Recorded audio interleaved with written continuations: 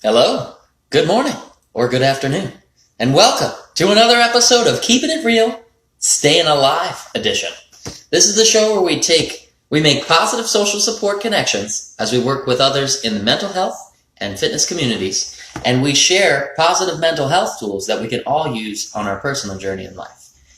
And coming up today on the 4th official episode of Keeping It Real is a good friend of mine and a fellow member of Team Human. His name is Geoff Shively. He's been doing awesome things out there for a long time, and I'm really excited to have him on the show. Hopefully he'll be tuning in any second now. And he's going to share with us a mental health tool that helped him, that he's found in his personal experience. And also he's going to let us know a little bit about what he's doing nowadays and why. And some of the things he's done in the past, he's always been a positive person, a positive influence. And, man, I hope he tunes in soon because I'm out here. We're live. We're live in front of the world. And I know I'm going to edit this, chop it up, and post it later.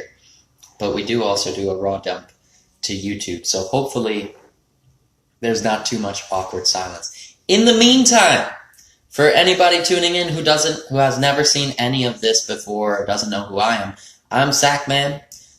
Tim Manthe is my real legal name, but Sackman is my persona that I've created to kind of motivate and inspire others to take care of themselves, fight for themselves, and we're creating this thing out here called Sack Life Official. It's a brand to raise awareness that boxing training beats depression, to also fund the fight against depression. So any kind of donations that we receive or income we generate, we donate a portion of that to NAMI, the National Alliance on Mental Illness, so that we literally fund the fight against depression. And I've opened my home. I built a studio here for people to come and train so that they can feel the positive mental health benefits of actual boxing training. So we had this home going, the home studio, for a while. I had friends, family members, people I met out in public, Uber drivers, anyone who was interested in checking this thing out and seeing what it feels like to actually get that release. I had them in here. We were training together, all different ages, different races. It was a good time. And then COVID hit, and now we've got this isolation. What's up, Vic? Thanks for joining, man.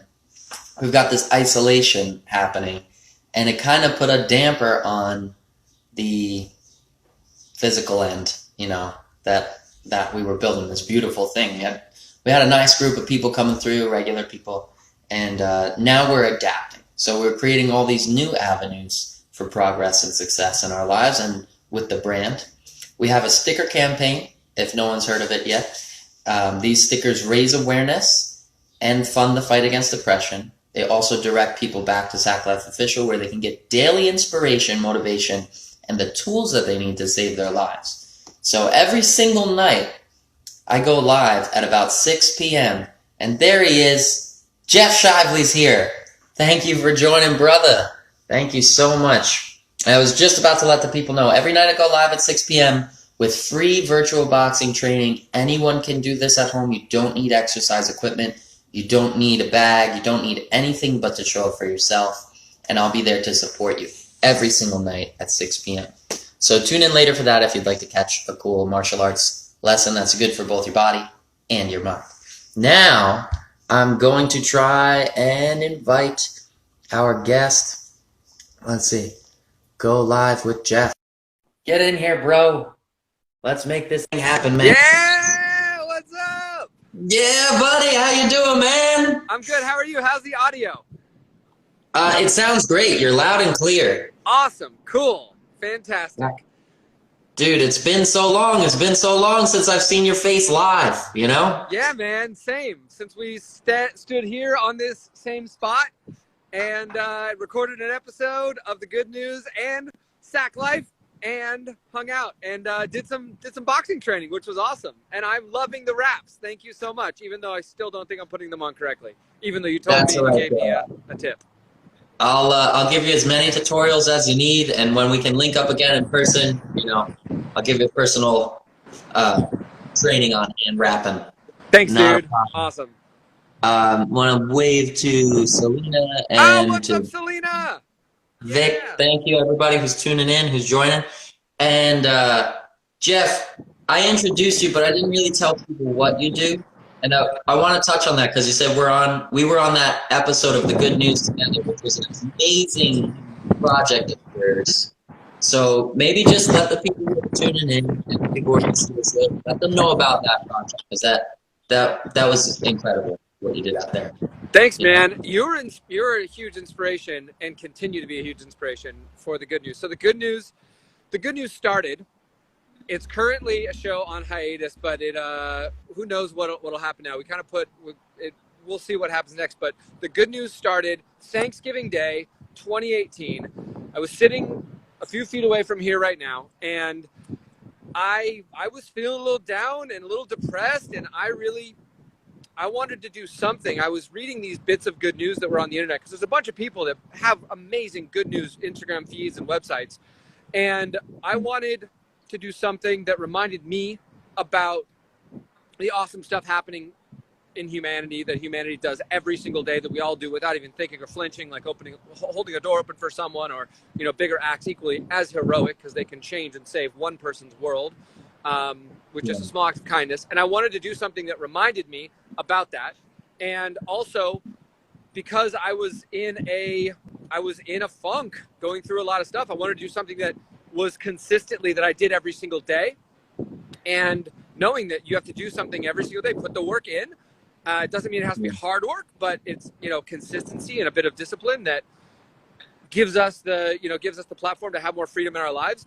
And I wanted to do something to help spread the feeling that I was feeling by reading this good news, which was rehumanizing myself and remembering that humanity is great. We hear so much stuff about, look at the environment, we're ruining it. We've really messed it up. Look at this, humanity's this. Humanity's a virus, I've heard people say. No, we're not the virus. Like, that's ridiculous.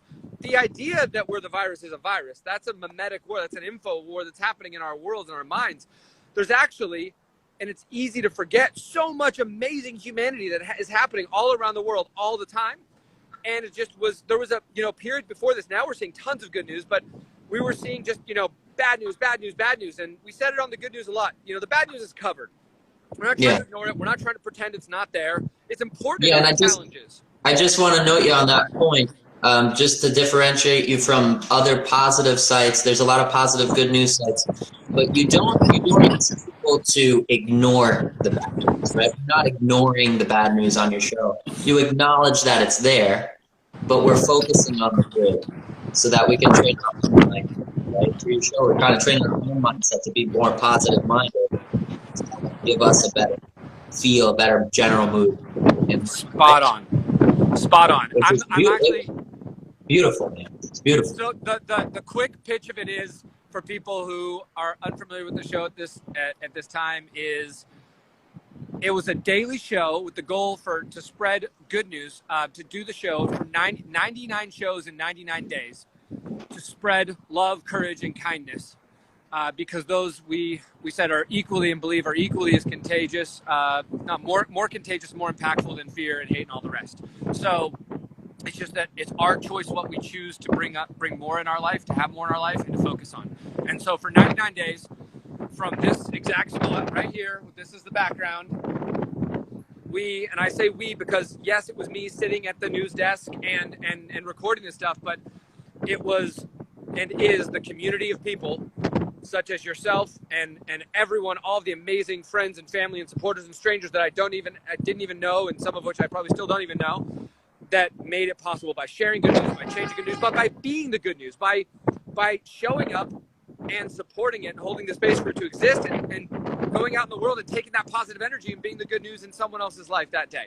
And we did it. We did 99 episodes in 99 days. And the goal was to bring more good news in the world. And after 99 episodes, we decided to keep going. And by episode 107 or 108, we started seeing, and there was no good news channel, no TV channel, no web TV channel, none of that at the time.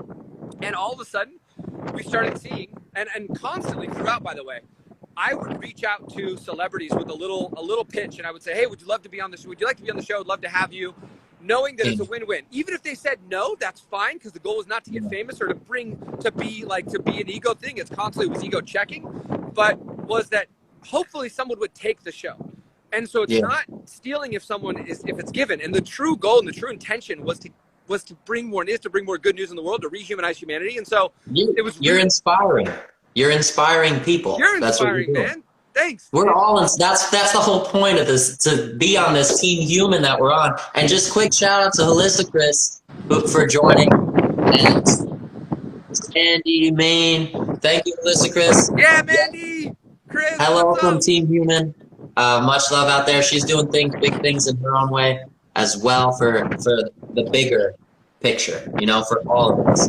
So it was my honor to be on that show, and it's now my honor to have you on as a guest on my show.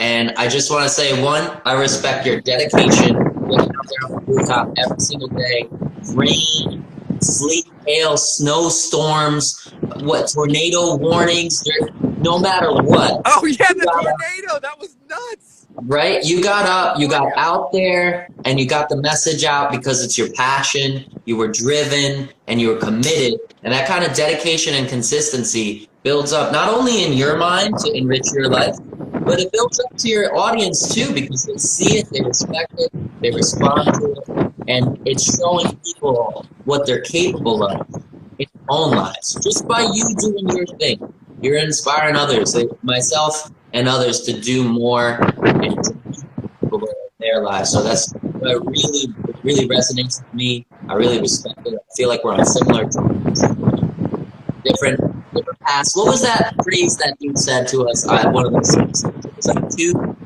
bridges, something. Sorry, you're breaking up a little bit. Can you? I was saying we went to this party called Same, an active event, where Strange Weather was playing, and there was someone there who mentioned like a life motto of I think it was two paths, one bridge, right? I don't remember. That means it was a good party though. That you don't remember, right? That was a lot. That was amazing. There's a choice between love and fear, which we have consistently, right? And also that we are all special, and we have that within us, and we all are heroic. Like, to be a hero is to be human, and vice versa. And I'm honored to do this show, to when the days when I couldn't get out of bed and I didn't want to do it, and to see your show and your commitment that inspired me to keep going, and the feedback from everyone, that is, I mean, you just nailed it. Everything you just said. It is sometimes, and often we're biologically programmed to be social, helpful, kind human beings, and for the longest time we were told fear is kindness is a weakness, and being nice means you finish last. Obviously, you can't be. You've got to be. There's a balance between giving so much that you evaporate, but there's a fine balance between that, which healthy boundaries. Healthy boundaries, absolutely. But that's it. You can be as nice as you want with healthy boundaries. Yes, and I like to think that's where we're coming with all of this current stuff that's happening right now, that we went so extreme to one side where we looked at ourselves, some of us, as, we're doomed, and humanity is a virus and all these things.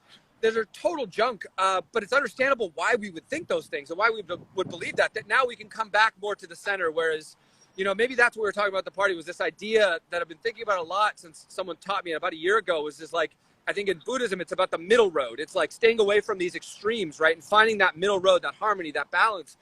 And really, like, when it, we can't say, like, don't fear anything, because if you are told not to fear, you will fear. It's like, it's proven. There's a bunch of studies about this.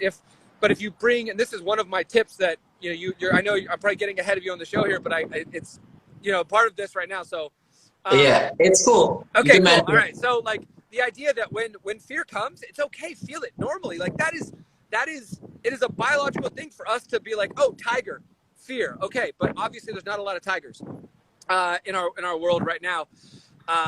And so feel it, and then understand, like, look at it and kind of, like, be okay with your fear. Look at it. Don't try to ignore it. You ignore it, or you try not to be. It's actually the worst thing you could do. It makes it worse.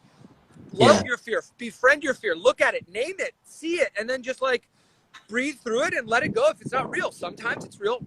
Rarely these days, you'll probably find that rarely, in most cases, it's not real, and you can just kind of let it go. And the more we do that, the more we build that muscle and that practice, the more we can control, and we don't find ourselves, I don't find myself reacting as much and feeling this, like getting the panic and the, you know, the anxiety around that kind of stuff. Absolutely. And just really quickly, I want to shout out to Shively, to Mo! Yeah, Mo! And to Hannah. Yeah, Hannah, man, what's up? From Sacramento, California. Thank you so much, everybody, for participating, for being a part of this, and for joining in, for tuning in. I do appreciate the support. This show is about making positive social connections out here with people with common interests, sharing our what we're doing, why we're doing it, and sharing a mental health tool that we can all use on our journey. So we went over what you do. We touched a little bit on why you do it, but I'd like you to tell, for anybody who doesn't know you, and shout out to Robert Santori. Santori. Thank you, brother, for joining. Yeah. But just let the people know, what is it that makes you do what you do?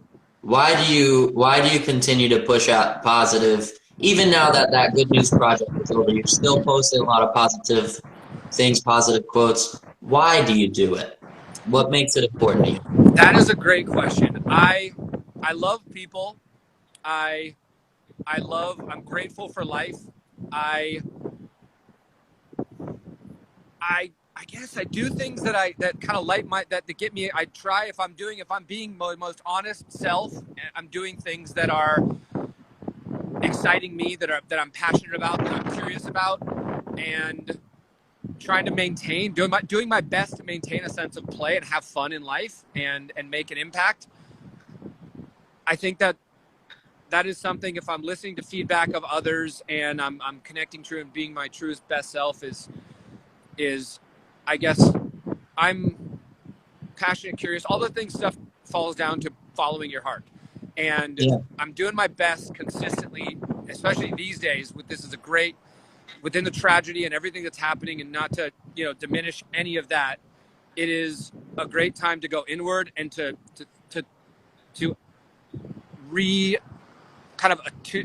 tune into the voice of your heart. Are we doing what we really are meant to be doing? And there's so many ways you can go down the path with what does it mean to be meant to be doing. But really, I think it boils down to what are you most passionate about? What are you most curious about, excited about? And what do you get? And that is probably what you're meant to be doing. Some version of that. And don't be afraid. It's not like that choice is a really big thing. And it can be really, for me, it was a really scary thing. Oh, I'm choosing what I'm going to do for the rest of my life. Just one step, one day at a time. What do you want to be doing right here, right now, in this moment that's you're passionate about? Because there's a quote, and I'm going to totally butcher it, but it was something about, don't ask yourself what the world needs. Ask yourself what lights your heart on fire, and do that, because the world needs more people with their heart on fire, doing what they're about. Because then we will just make things. We will be the change we want to see in the world, to quote Gandhi. We will be bright lights of change and of leadership and of love in our world, which is what we need. Because if we can change, we will change the world one person at a time, one individual's world at a time. Yes. So, just simply by being an example, simply by being yourself, because I think that's one of the things that makes me like you as a person. This is genuine Geoff. This is genuinely you. You genuinely feel good to help others. I know you got sirens. Sorry. Maybe we'll give them a second. That's what happens with live. This is New York City pretty much every day. It's all good. But what I was saying is that for a lot of people, their why is a passion, a sense of purpose, or just for fun. But I think for you, at least from the outside, from an outside perspective, your why is because that's who you are. That's like, this is you. This is what you do. This gives you a sense of fulfillment. You're happy to help other people. You're a genuinely positive person, and you enjoy spreading that news. So that's what I've seen from you personally. So, thank you. Thank you for being yourself. Dude, Thank you, man. And I have to say, I've gone through dark periods where I wasn't myself, where I was betraying myself by either not being myself or trying to be someone else, or not controlling myself, reacting emotionally to things versus responding, trying to control others, like thinking I can control life and the outcome when really we can just control ourselves. I've been deeply depressed before, and I've made huge mistakes in my life, but that doesn't define us if we don't want it to. And it all is about the next choice we choose, the next moment. So thank you for all those kind words. And I also, I gotta say that because it's the truth. And I want people to know that if they are feeling in a way that seems like it's everything because they're either caught up in anxiety, or, you know, they did something they're not proud of, they were mean to someone, or they weren't their highest and best self, or they don't feel like their highest and best self right now, that's okay. Like, that's part of life. And for the longest time, our culture and our world and our society has created systems, and we're seeing this all now break down, that have made it really challenging for people to be their highest self. It's given us illusions of radical independence when really we are actually radically dependent on each other, and it's in our biology to be social beings to help each other.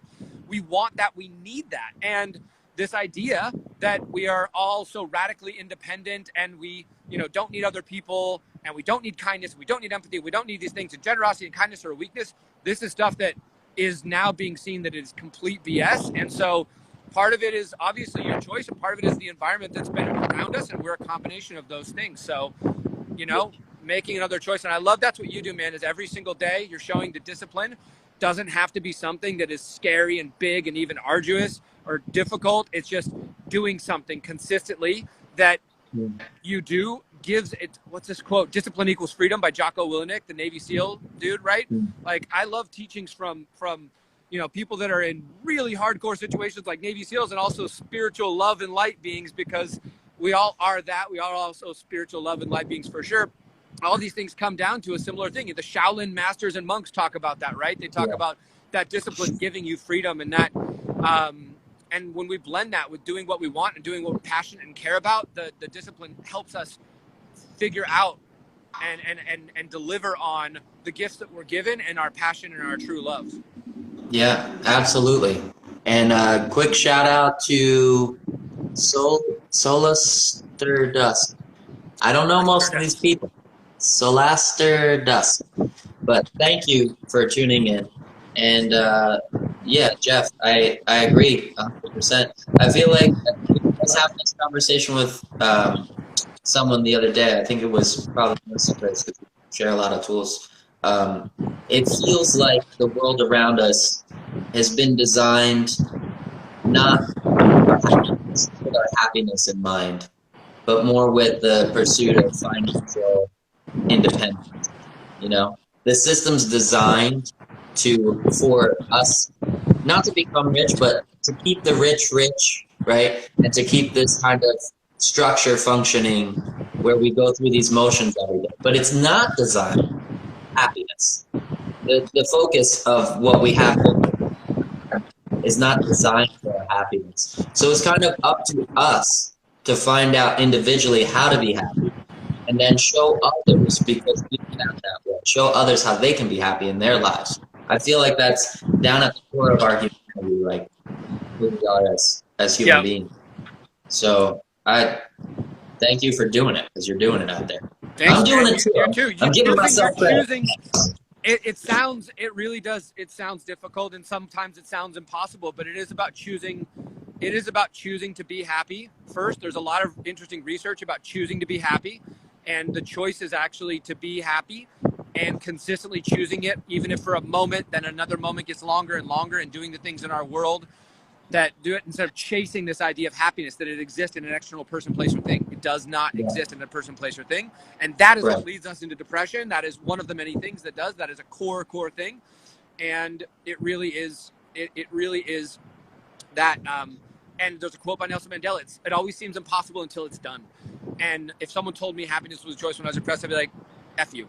Like, and it really, like, you know, because those feelings are real, and that is a real place.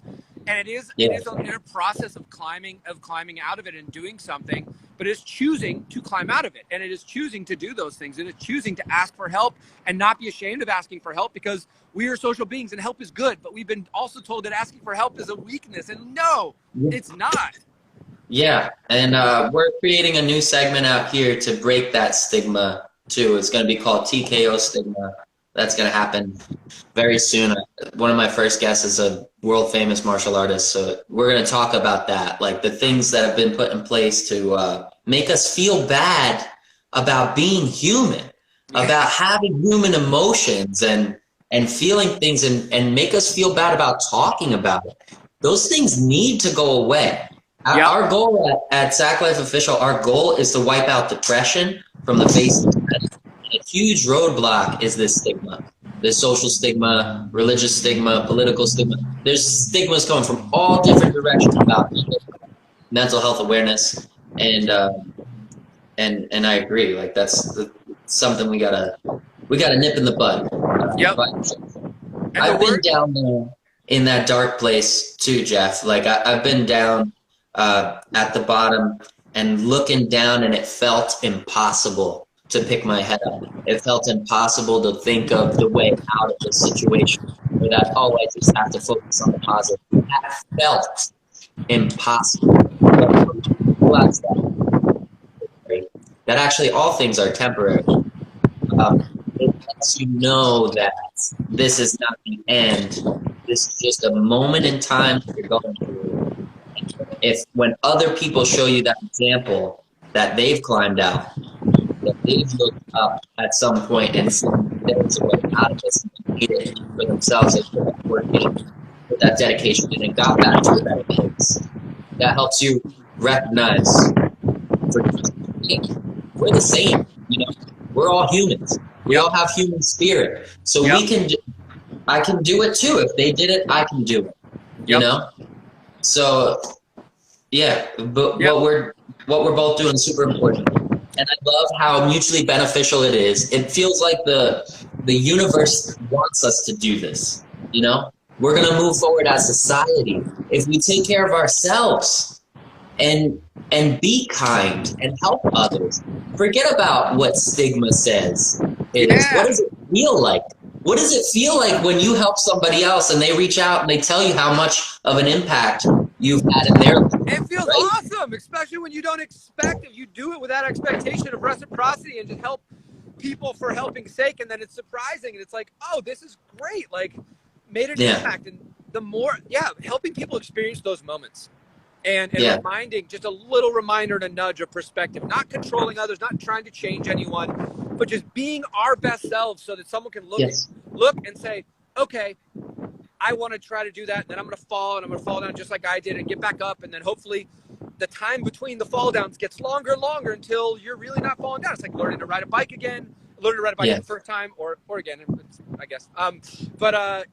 It's and I think one of the other big things while you were speaking, things were just coming to mind from my experience. Changing one of the big things that also helped in my life was changing environment. When we think about environment, it's we think about where we live. That's first and foremost that comes to mind, at least for me. And when other people talk about environment, like, oh, I can't move right now or anything, and that might be the case. You might not be able to. Maybe you can go start staying on a friend's couch or something. But this goes to like, oh, well, then who would you choose to go stay with if you did need to move out of a bad roommate situation or a abusive relationship or something, right? And this idea that my dad always told me, which is you are a sum of the 5 people that you surround yourself with and you communicate with most. You become that person. So you become elements of this. And so if you're constantly around people who are negative, whether they be family members or not, you can love them unconditionally, but we take on the traits of these individuals. And so, finding, as Douglas Rushkoff says in his book, Team Human, on the back of it, a Timothy Leary quote, which is find the others. The idea of like, okay, let's looking at all the people who are surrounding me right now, and who do I want to be around more? Who do I want to actually be? Okay, well, I want to be around people who are about positive more, and who are healthy lifestyle, who are fit, because I want to be more fit, or whatever. And this also goes. So bringing this back to center, taking a step back here. Forgive me, I'm fasting right now, so I'm I'm very like present and conscious, but my memory is not as on it, which is actually great for these flows. it is this idea that our environment actually consists of your social media, who you follow. You don't have to unfollow people. Maybe you can mute people, mute their posts and stories. If you see something when you log onto Instagram and it just like triggers some negative emotion, a past thing, something that's not serving you anymore, I now just like mute that person. I might unfollow them, but for a lot of the unfollowing might create a conversation and invite more conversation with that person. Like, no, thank you. So like, how are we actually, we are architects. We control our environment and what we let in. And this question of, is it serving me anymore? And is it helping me be my highest and best self? When I watch your shows, they help me be my highest and best self. They serve me. When I watch some other stuff, I don't. That also includes things like reality TV, which I'm not judging anyone if they do. I used to watch it, but then I would see in my life, it would just go right past my conscious into my subconscious that this is proven clinically, scientifically, that we act out these patterns and these things. So like, I don't watch TV anymore. Shakespeare said, you know, whoever the original Shakespeare actually was, and there's a lot of stuff around, you know, he was super subversive and rebellious and all these things. Yeah. But he said something like, I avoid and I advise other people to avoid most types of popular entertainment. Not that they're all bad and not that we should fear popular entertainment, but just being mindful of the movies, the TV, the things that we consume, because that, what we say society is, those are the things that that we allow, we choose to bring into our life, which then manifest in depression and anxiety and these patterns and beliefs that don't align with who we are as people. And there's that break where like you're acting a way that's not really who you are, and like that feels really shitty. Right, because they're not from us. It's not from us, exactly. Because we're surrounding ourselves with someone else, with other people. So I just said the same thing. If it doesn't serve you, stop looking at it. Stop listening to it. It's fine. Like you said, mute people. You don't have to unfollow. You can keep contact with those people. Something happens, maybe slight circumstances change, you want to reach out, keep contact with them. There's no, like, you don't have to unfollow, but you have control over your feed. You can decide what it is you're flooding your mind with every day, from music to any form of entertainment, to your conversation, to family members, to all of your relationships. Always say at Zach like that, people are our environment. People, that's what our environment's made of. And we have this power by being positive and by focusing on ourselves and setting a good example. We actually have the power to change our environment from a toxic one to a healthy one, just by leading by example, just by being ourselves, being honest, following our passion, following that purpose for ourselves that we're passionate about, and sticking to it. We can change our environment, and we're doing it now, like on a small scale, but it will only get bigger, and there can't be enough of us. And that's kind of what like Team Human's about. The more people we find, the better this thing gets, and it's just going to grow exponentially. So yeah, dude, I love that. I've got a story, if I may. Are we good on time here? Can I tell a little story about agriculture? Before we get into that, I'd like, because we like to share a mental health tool on every show. Yes. So if you could share something that you found beneficial in your personal journey that other people can do at home or use for themselves, I'd like to make a point to share that on every one of these shows. Yes, so totally. What's something you got? So I think the whole like befriending your fear is something that this gentleman named Mordecai taught me recently. Amazing is this, like, close your eyes, breathe, and like see your fear and actually name it and be a friend with it, and then realize, say, is it serving you, and letting it go. I think that's one. Your environment, looking at your environment holistically and saying, from Instagram to your TV to other things, maybe you need to take a tech break and cut out Instagram for a day a week.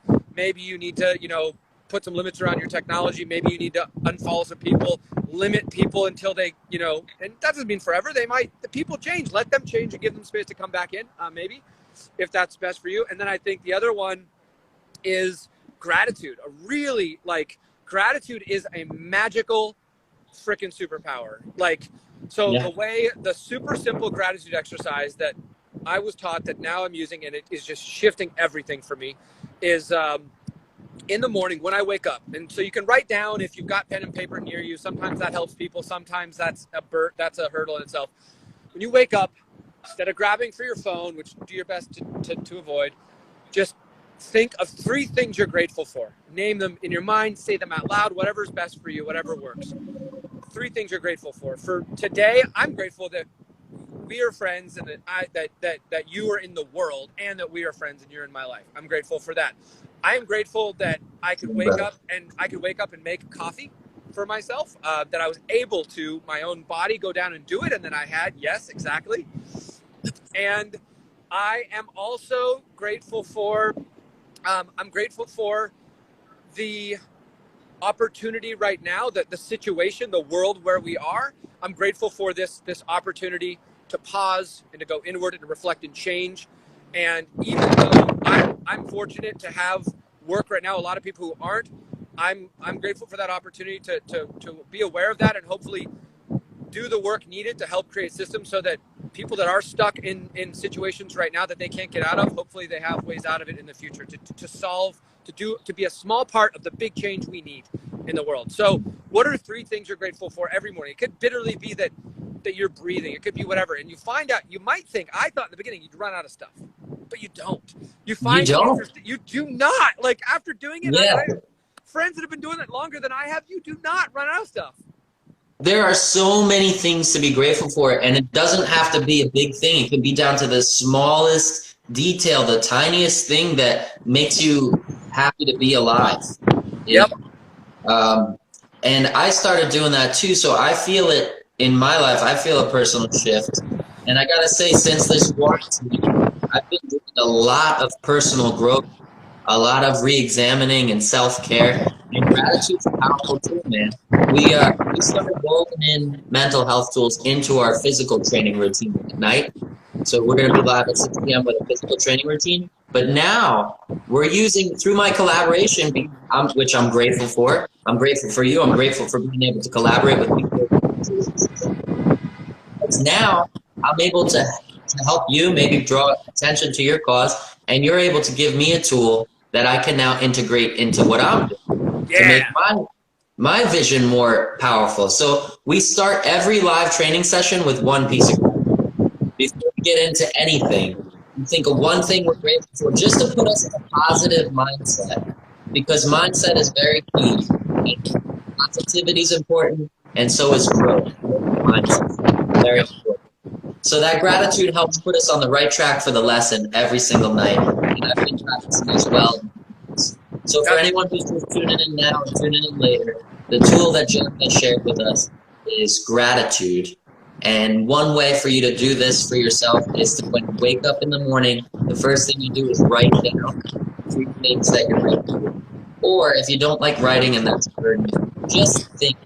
Just think, maybe even speak out loud. I am grateful for one. And think of 3 things, and it's going to get easier and easier over time, and it's going to change your perspective in life and actually just put you in a positive mindset that carries on through everything else that you're doing. Yeah, I can say from experience, Geoff's got the experience. Other people have been giving me feedback on gratitude, so thank you so much for bringing that tool to Sack Life's Keeping It Real, Staying Alive. So we call it Staying Alive because it's a live session, but it's also applicable to the fact that all these episodes, we share one tool at least, a mental health tool that helps us stay alive, literally, and live our best lives. So yeah, dude, this is beautiful, man. This is awesome. Yeah, I love this thing, man. So quick shout out to Samoa that came from. Oh, Sam, yeah, from Lake Tahoe, California. What's up? To Mergiles, to Derek, to Victor, and to Holistic Chris, who commented, gratitude has been scientifically proven to help sleep. Oh, that's a great point, Chris. Doing it at night, too. Doing it at night, if that works better for you. That's actually when I started, thank you, was doing it at night. And it really can shift. If you've had a stressful day, like, boom, that can shift everything. Yeah. Dude, I can't tell you, like, I'm nowadays, I am so grateful so often, and it's amazing. Even when I run into struggles in life, they feel like uphill struggles. So I know, like, because I know where we're headed, you know? I know where we're going. I know what I'm doing is being effective, so I keep just being grateful for having these tools, for having all these things around me. It's an uphill struggle. Yep. Something bigger. We're making progress every single day that we stay dedicated. So yeah, dude. it's a beautiful time to be alive. I know there's a lot of stuff going on in the world. And like you said, we acknowledge the bad.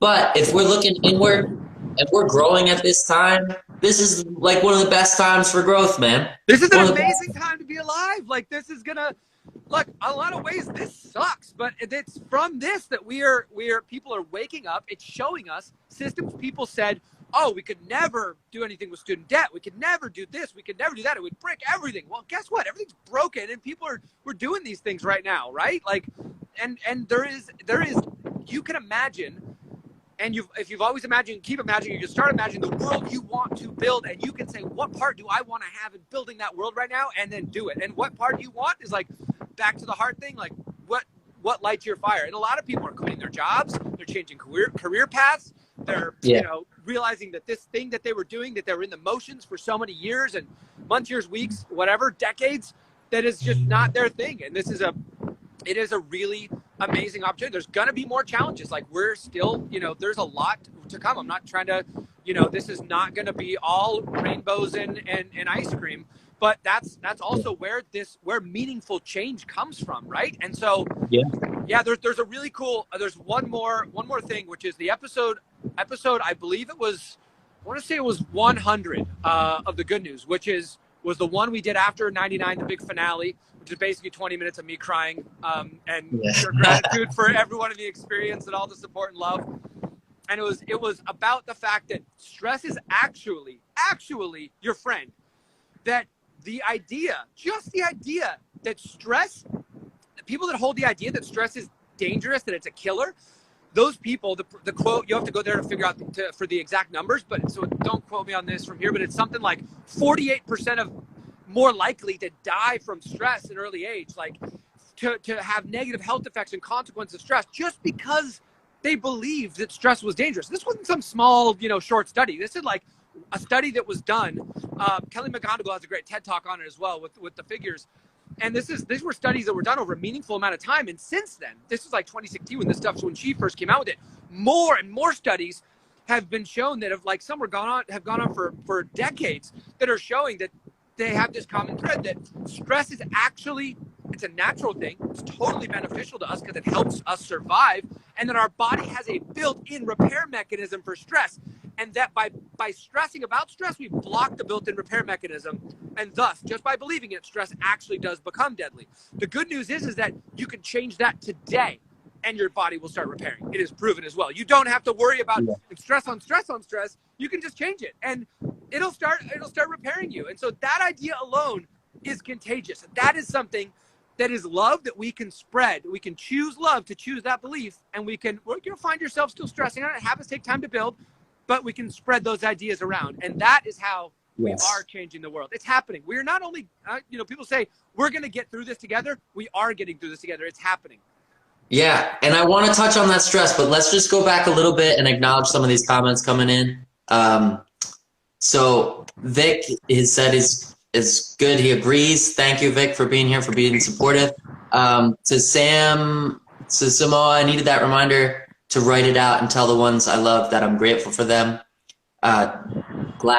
I'm glad that we can have that reminding impact in make a little bit of a positive in everyone's lives. To smiling Shelly, I see you out there. Thanks for tuning in. Thanks for the support. To just mentioned, stress isn't the problem, it isn't the issue. It's when it's in excess that it becomes a problem. That's absolutely true. And I want to delve into that stress topic in just 1 second. And to Victor, your biggest accomplishments come out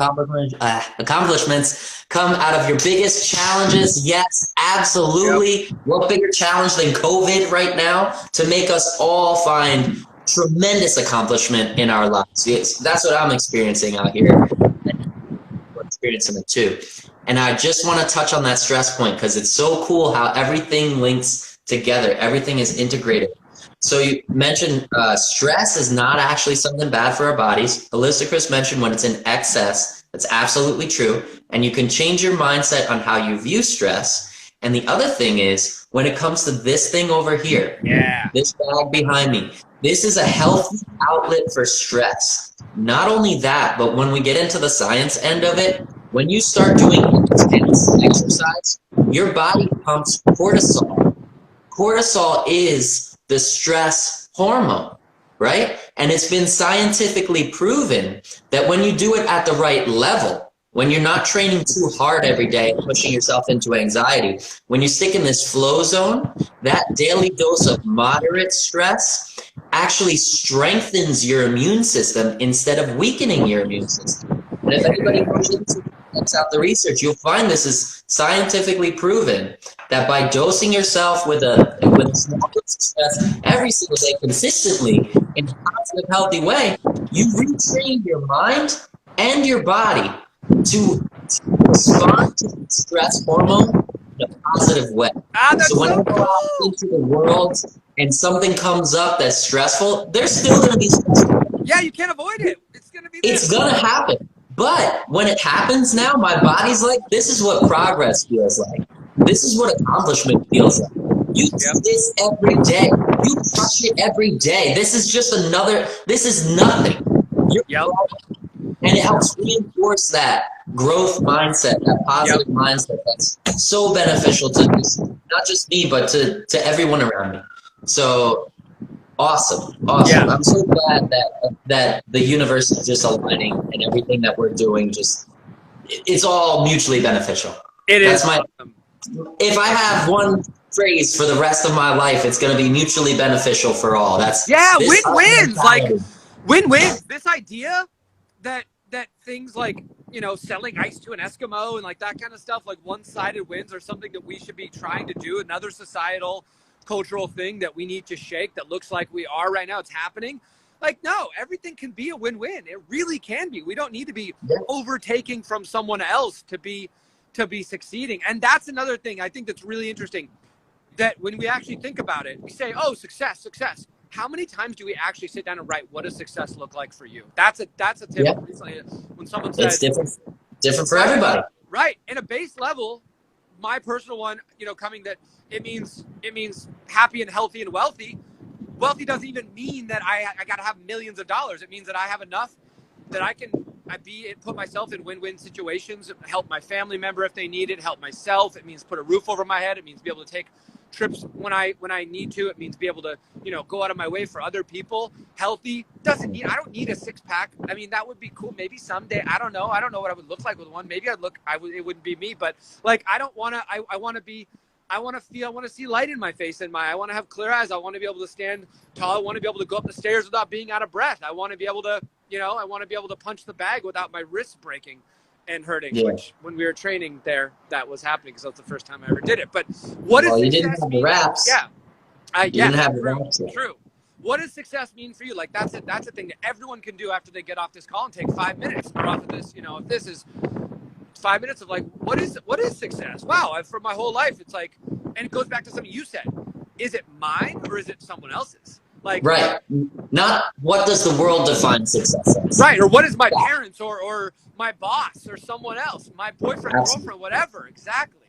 Yes. What is success to you? What does success mean to you? A lot of times in self-reflection, I'll ask myself, set a goal for myself, and I'll think about that goal. Okay, that's success. That would be success for me. And then I ask myself the question, if I achieve that goal, would it make me happy? Ooh. It's a really good question. If I achieve this goal, would it make me happy?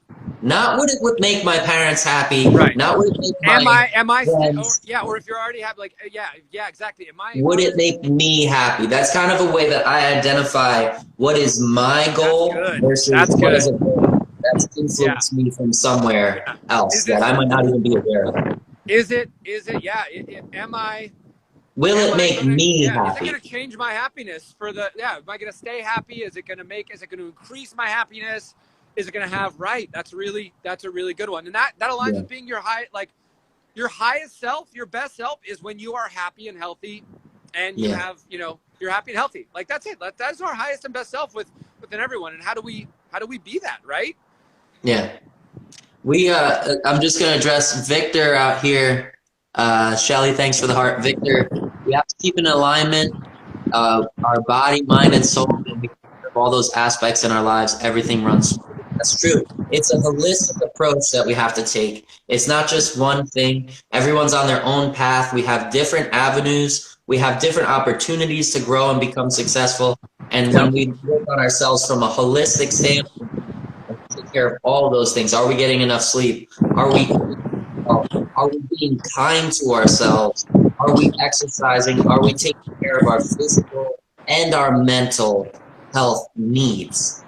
Then yes, absolutely, everything runs smoothly. Even when struggles come along, they're uphill struggles. When we go through loss, we grow from that loss with this growth mindset. So that's absolutely true. Got to think about And it, the you word, know? this is, something that keeps coming up in this is holistic, right? Everyone, but first of all, I want to echo what you're saying. Everyone's journey, your own journey, is special and unique, and everything is right on your journey as it is. It's all important. It's all teaching you something. Your path is your path, and it is awesome. And it is what is it? The Kahil Gibran, I believe, the guy who wrote the Prophet. He said something basically, which is it's about doing the work, and it's about our path being our journey is the destination.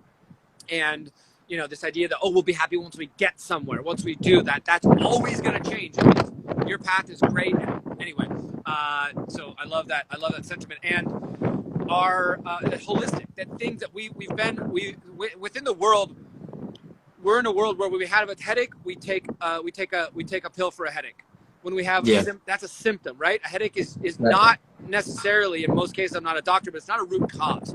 Hydration might be a root cause. We're not treating the cause. Stress might not even be the root cause. Your perception of stress might be the root cause, and minor stresses. And we live in this world where we've been looking at symptoms versus root causes. And when we think of things holistically, we can make much bigger change. We can, this is the two-path thing, I think, which is like, we look at something, if you find the root of something, you make a change at the root, and 100 things change effortlessly on their own. Where you could play whack-a-mole on these symptoms your whole life and not change anything at all, and just be busy, distracted, trying to knock out all the symptoms, right? We change the root causes, it change. And in the environmental, the story I wanted to tell in agriculture, which is, we're taught often, like Darwinism, survival of the fittest, right? Yes, that's right, that there is a survival, that is technically true, but there's a story about a story that people who actually study the depth of Darwin's writings talk about, when there is a big tree and a small tree next to it. The idea that most people understand it, we're taught it, is that the big tree will kill, the small tree will die because the big tree is bigger than it, will block the light, etc., etc. Yes. Actually, what happens, and I went to work in agriculture and started a really cool podcast called the Regenerative Agriculture Podcast. If you're interested in agriculture, just holistic systems and really cool stuff like fungi and healthy soil, check it out. It's a top agriculture podcast on iTunes. So what I learned there was that actually what happens under the soil is that these trees and plants communicate. They communicate directly and they communicate indirectly through fungi and bacteria and other things in the soil. In fact, an apple tree will, for example, will send a signal into the ground saying, hey, I need calcium or potassium or phosphorus.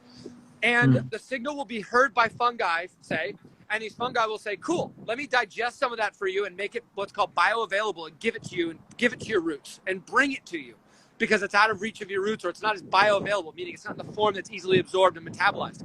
And they'll give it to the tree. Super cool, right? Here's what blew my mind when I learned this. Then the apple tree will say, thanks. Pull some sugar out of the apples, send it down through the roots, and say thank you to the fungi. Like, wow. What is, like, we are actually, people are plants. We are actually very similar to like, the plant animals, and people and plants are all very similar. We need sunlight. Our environments control, like, how we are. If we use chemicals to fight the symptom of a disease in a plant, to temporarily do a quick fix on the leaves, we end up killing the soil, killing the fungi, and then the plant doesn't have a good environment to survive in. Conversely, if we actually look at the plant and say, wow, it's sick in the leaves, I wonder what it's missing by putting more nitrogen in the ground is actually not helping. Well, what if we put fungi there or something to help bring the soil back to life? Yeah. Then it can actually help. And a cool thing about soil is it's actually alive. These pesticides and crops and things we're finding now, that they actually, while they might help in the short term, boost something or appear to, they actually kill the soil. And the soil used to be valued at how many earthworms you could find in a square foot. Now it's not that way. that Again, now. it's the same thing. We're treating the symptom. Exactly. We're not So, looking at the cause. right. So vitamin D might be important for us to, it's definitely important to take, especially living in here in New York. If you don't take it, you can get your depression, all these other things happen. Sleep is screwed. You kind of have to if you live here. I'm not a doctor prescribing that. I'm just like anyone I've met and talked to that has started taking it pretty much changed their life. But that we need, the root cause is actually we need more sunlight. Right? We need to change how we interact with our environment, and we need to be in our environment. So we take a holistic look at that. It's important. What do we eat? That's part of our surrounding ourselves with our environment. And the word diet is something else that blew my mind that I learned once. It's actually the root of the word dieta means lifestyle in Latin, and it's actually not. So we think we're told, oh, do this thing and eat this one way, and that changes things. Sure, that changes it, but it's actually holistic. It's moving. It's how you think. It's hitting the bag. It's what you surround yourself with. It's the diet of your information, your food, and your activities. And I like the word lifestyle because it's life. It's lifestyle. It's not this short-term thing. We don't diet. We're dieting wrong in America. We don't diet to try it, and then that's it. Like it started working for me. It worked for me for 60 days, so now I can stop and I'll have the benefits. No, it's a lifestyle choice. It's your diet. You're changing it for the rest of your life because it's going to keep you beneficial for the rest of your life. It doesn't stop being beneficial because you're not sticking to it. You're not getting the benefits because you're not sticking to it. So I like the lifestyle. And also, I really appreciate that fact that you dropped the apple tree rewards that relationship with the fungi, right? Because that's showing you in nature we have balance. In nature we have mutually beneficial relationships. And that's what we should be looking at because we're, as a natural human being, right, we should be simulating this ecosystem that actually works for us. Right? The world is fine without us. If there's anything that's happening to us right now, is that the earth is doing better when we get back in our boxes and stop screwing things up. The air's getting cleaner. We can control it. Yeah, the air's getting cleaner, the water's getting bluer, there's less pollutant, there's less cars on the road, and the earth, I don't know if you've looked out the window and appreciated it on a sunny day, but it's been beautiful. Today it's overcast, but it's been even today beautiful. There's a freshness in the air. It's a trip, and it's not to say that humans are the problem without humans. It's better. It's that we can do it without the ways we've been doing things. Better. We can do it differently. We can choose differently. And if we do that, choose different every day, small changes. And if we fall off, that's okay. Get back on the horse and do different. I love what you're saying about mutually beneficial. It's the idea that we don't it's not winner take all. It's not this competition. It's about us. It's about us. It's us. It's we. And all. Yes, and the other thing that keeps coming up in this, we be the best version of ourselves to be the best version for other people. It's not selfish either. A lot of self-care and self-love is not selfish. Where does self-esteem and self-confidence come from? It comes from yourself. You're the only one who can give it to yourself. That's not selfish. Those words by definition, self-care, self-love, self-confidence, self-esteem, self-validation. None of them are selfish. We need these things. The people around us need to see us using these tools and being these things, personifying these things, because it inspires them to do the same. And then we all grow together, mutually beneficial. Right? And that's where kindness comes in, right? This is where I think the self-care thing, for a while before this was happening, I watched a lot of people, not judgmentally, but I was a member of the hustle harder, for since 1999, being in the tech world, just like hustle, hustle, hustle, go, go, go, hustle, the cult of the hustle. And I put myself in the hospital 3 times from burnout. And I'm literally, that was I was taking pride in it. I was martyring myself for work, and I was seeing people do self-care, and I was like, this is a joke. This is just an excuse for selfishness, because a lot of it was there was no helping others. It was just, it was a loop of oh, self-care for me is watching reality TV and getting a massage and these things. And I was like, and I'm watching like, you know, certain reality TV stars talk about self-care. And I was like, I don't get this. It wasn't a good choice. Jeff, I started being taught. Jeff, I gotta stop you. We got 19 seconds left for the cast. So, self-care, kindness. When you're kind, it takes us out of that loop because it's helping others and mutual beneficial. That was the point I was going to make. Thank you for keeping it on track. This is Absolutely awesome. Thank you. We got 8 seconds. I want to thank you so much for being on the show.